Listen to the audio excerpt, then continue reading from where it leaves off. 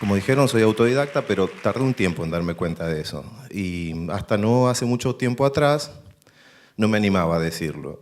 Y recuerdo que una vez fui a hacer unos trámites y tenía que completar un formulario y la chica que me atendía, que era un amor, en un momento me hace una pregunta y cuando la respondo se me queda mirando sorprendida.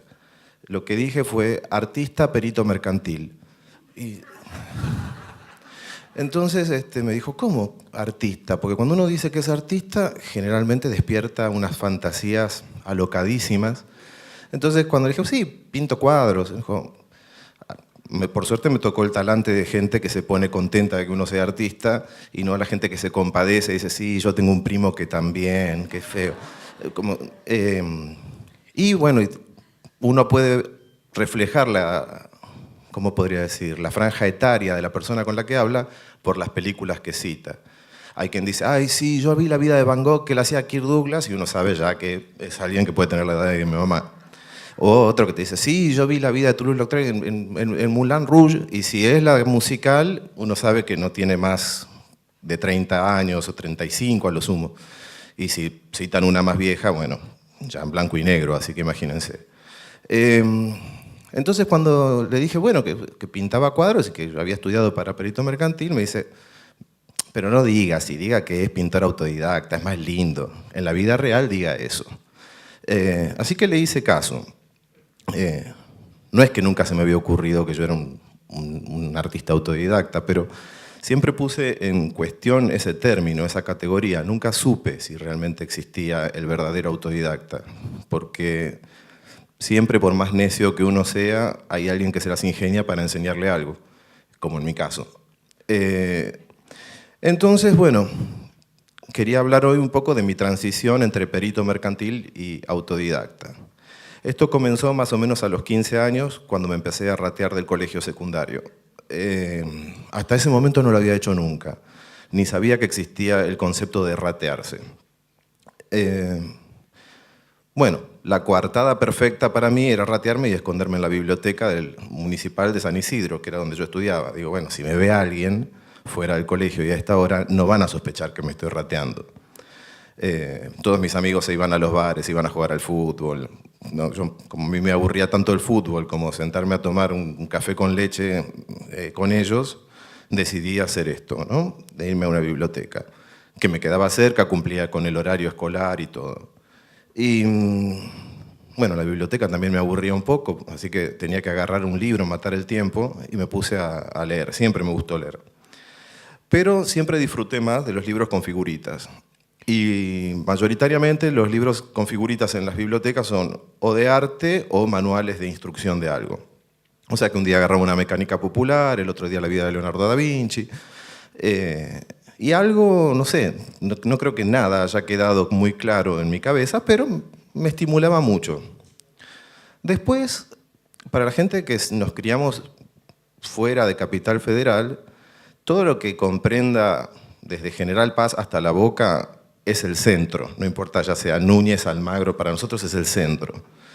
Y cuando me empecé a ratear más lejos, ya tenía 16, 17, y ahí empecé a ver que había otra geografía, ¿no? Entonces me empecé a ratear y también con esta tónica de dónde esconderme, de no cruzarme con nadie, de que después me dijeran, sí, te vimos en una disquería. Me metía en museos. A los dos que más iba eran al Histórico Nacional, que está en Parque Lezama, que lo recordaba porque en una excursión de la primaria había ido. Mi idea de un museo era algo donde estaba todo muerto y lleno de polvo, que eran como eran los museos en esa época. Y después también el Museo Nacional de Bellas Artes. El Museo Nacional de Bellas Artes en esa época era muy distinto a como lo vemos ahora. Eran salas oscuras donde para ver algo tenía que venir un señor que encendía la luz, haciendo las veces de célula fotosensible, y arrastraba los pies atrás de uno hasta que iba hasta la otra sala, encendía la otra luz y la apagaba cuando uno salía, ante la mirada azorada de los gringos turistas que por costumbre iban al museo, porque es lo que se hace cuando uno es turista. Y entonces empecé a ver que esta gente que no tenía nada como para recurrir a ver qué era lo que estaban viendo, y estaban muy desorientados, me di cuenta que si yo les chapurreaba un poco mi inglés y les explicaba algo, me daban unos pesos de propina. Yo no sabía nada de arte. Pero a ellos no les importaba mucho. Con tal de no estar solos y que alguien con seguridad le dijeran qué era lo que estaban viendo, se quedaban súper contentos. Bueno, estas dos instancias las unifiqué, esto de ratearme y en una biblioteca ver libritos con imágenes y después ver imágenes y ponerle yo palabras, me fueron llevando a nuevas excursiones. Descubrí la calle Corrientes, estoy hablando la segunda mitad de los 80, ¿no? Y en esa época también era un hervidero de librerías, pero no como son las librerías ahora, sino con ese olor a ácaros, ese olor así que a uno le da alergia y entra a estornudar y revuelve papeles y salvados de inundaciones. Y como ya tenía el hábito de la lectura y eran muy baratos los libros, pero mucho más barato que un diario, compraba por semana y por rateada, por kilo directamente los libros. Esos libros podrían ser, qué sé yo, la historia del gótico de Worringer, Paul Divir, Corintellado, no sé, cómo arreglar un Citroën 13B, todo, porque lo compraba porque eran los más baratos, eran 10 a X pesos, y no me fijaba muy bien qué era. Y todo lo leía con la misma intensidad. Bueno, ya con 17 años y con todos estos libros que estaba leyendo y que no tenían ni dirección, ni guía, ni salvación, empecé a ver que mis amigos ya nos empezábamos a afeitar, ya teníamos otras ocupaciones en la vida y todos tratábamos de generarnos una especie de, ¿cómo podría decirlo?, de reputación, de prestigio. Y los que escribían generalmente estaban involucrados con la música, entonces arrastraban fundas de guitarras por todos lados. Otros vivían embarrados porque jugaban al rugby o al fútbol, y a mí no me gustaba ninguna de las cosas, ¿no? Ni ensuciarme ni llevar nada que pesara mucho. Entonces recalé en un taller de barrio. Yo no sabía que había que comprar pomos, pinceles ni nada por el estilo. Y bueno, ahí empecé a enterarme de otras cosas. Por ejemplo, que así como habían museos, habían galerías de arte. Ese concepto a mí me voló la cabeza. Digo, ¿qué? ¿No hay que esperar a morirse para que se vea lo que uno hace? Y no, tenés que trabajar, tenés que mostrarlo. Y más o menos para la misma época que cuento esta anécdota del formulario que completé, me volví a encontrar con una compañera de ese taller que hice en mi adolescencia, y me contaba que en una reunión ella recordaba muy claramente que yo con 17 años, en un silencio que se hizo, dije, yo voy a ser pintor. Yo no recuerdo la anécdota, pero nada me hace dudar de la veracidad de sus palabras, no tendría por qué mentir. Y esto lo cuento porque generalmente el autodidacta, si bien trabaja sin una guía y no cumple un horario yendo a estudiar a un lugar, generalmente sabe qué es lo que quiere hacer. Entonces se forma como autodidacta en algo que sabe que existe. Y yo creo que no sabía muy bien qué era lo que quería hacer.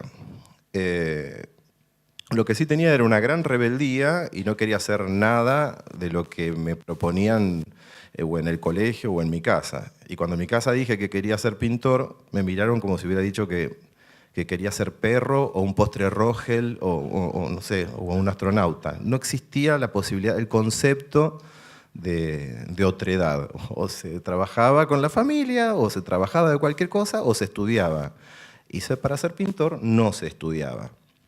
Así que yo los desafié que sí, que se estudiaba, y me anoté en la academia Pueyrredón, hice un año, un día me cayó un pedazo de reboque del techo en la paleta y me dije que no valía la pena cruzar todo San Isidro, llegar hasta Capital para eso, ¿no?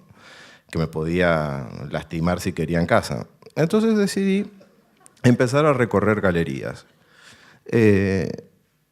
Y bueno, esto que contaba, que yo no sabía que se podía estar vivo para mostrar, me llevó a aprender a formular las preguntas, ¿no? Porque yo me acuerdo una vez que fui a una galería y vi una muestra de dibujos que me había impactado muchísimo, estoy hablando no tenía ni 18 años, y Y yo iba a las galerías y preguntaba si estaba el pintor o el artista o cómo lo podía ver para preguntarle qué es lo que hacía. Muchos me contestaban muy bien, otros con mucha pedantería, pero yo lo que quería era entender. Entender no es lo mismo que aprender. Yo puedo entender un reglamento de fútbol y no puedo jugar al fútbol, caso que quisiera hacerlo, pero no quiero. Y lo que empecé a ver, esto que decía de aprender qué preguntar, fue, por ejemplo, una vez que vi esta muestra de dibujos que me encantaron, con mucha soltura dije, ¿cuándo lo puedo ver al artista?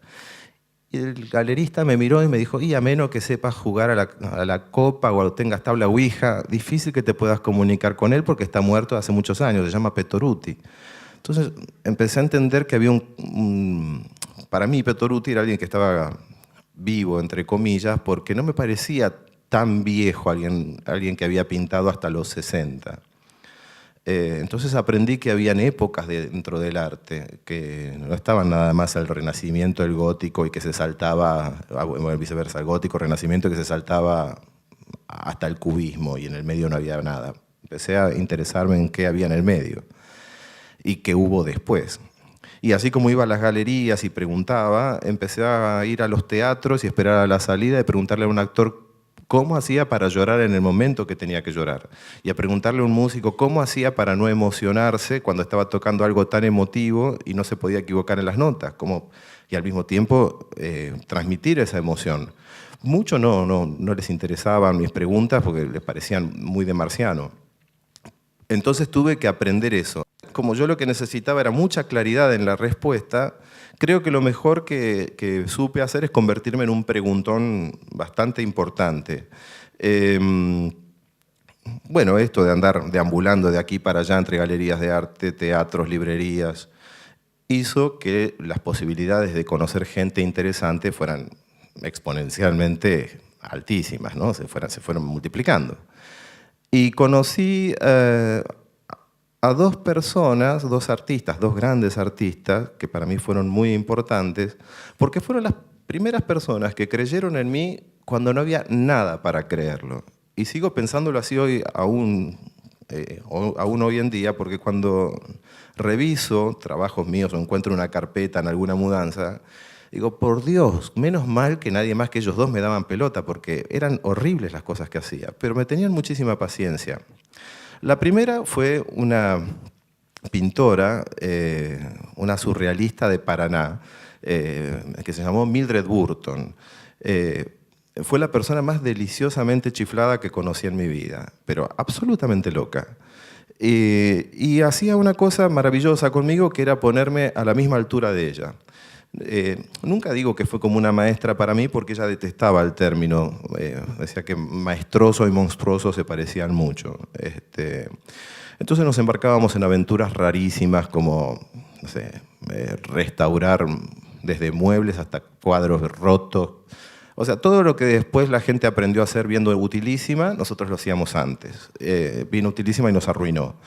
Y como ella era muy conocida y tenía mucho prestigio, y la invitaban a hacer muestras, ella me invitaba a mí sin que yo tuviera una producción. Decía, no, pues son muchas paredes, yo no las voy a llenar, así que, no sé, pensá algo, no sé, no me digas qué, pero vení a hacer algo. Y lo que aprendí con ella fue la gimnasia, por decirlo de alguna manera, de mostrar y de solucionar conflictos que surgen en ese momento, en esa instancia, ¿no? Desde conseguir tanza o un clavo a las 3 de la mañana. Creo que entre otras cosas, ¿no? Porque además también algo que hoy por hoy valoro mucho es que las discusiones que teníamos, las teníamos de igual a igual. No siendo, o sea, estando claramente marcado que ella era una señora de edad indeterminada, no sé, nunca se supo, es como uno de los misterios más grandes de la plástica argentina, es qué edad tenía Mildred Burton en todas sus épocas. Y bueno, ella me invitaba a muestras y mantenía conmigo un vínculo en el cual, en el último momento que me quiso enseñar algo, terminamos a los gritos y sin hablarnos por una semana, y fue cuando me quiso enseñar a tocar el piano. Ella era egresada del conservatorio y tocaba muy bien el piano, y para enseñarme a tocar el piano me hizo dibujar en un cartón un teclado y que ensayara ahí unas escalas, primero a leer música y después a tocar, y con una aguja de tejer me corregía los dedos, ¿no? Me los iba haciendo así, y dolía muchísimo. Entonces ya el cuarto dedo que me corrigió, pegué un grito de dolor, lo tomó como que yo me estaba quejando de su método, y terminamos muy, muy peleados, una semana. Bueno, después la otra persona muy importante en mi vida fue Víctor Gripo. Así como Mildred Burton era una especie de chamamé cantado por los Beatles, así o sea, el litoral lisérgico a full, Gripo era como un relojito suizo, y su obra también lo era. Y se respetaban mucho y se querían mucho, pero eran dos polos absolutamente distintos. Y Gripo era como, en el sentido de la docencia, como más ladino.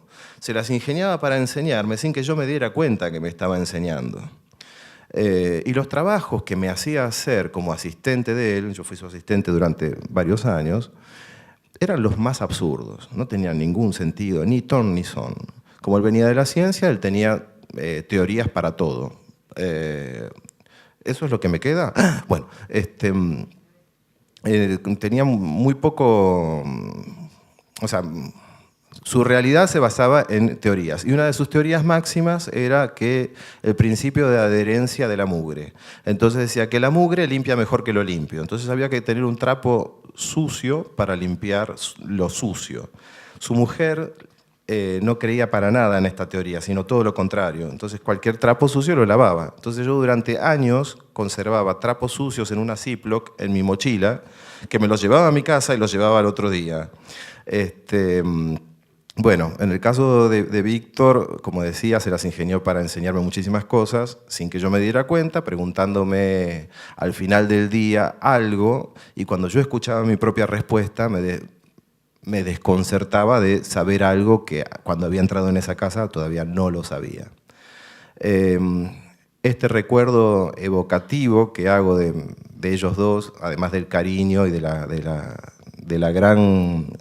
agradecimiento enorme que tengo por ellos, es que otro de los motivos por los cuales yo no ponía que era autodidacta era porque cuando una vez estaba escribiendo un currículum vitae, puse Alberto Pasolini de formación autodidacta y no puse la barra espaciadora y me quedó de formación autodidacta. Entonces, cuando yo puedo evocar el nombre de ellos dos y decir que fueron maestros míos, me siento que soy como un poquito menos deforme. Bueno, eso es todo.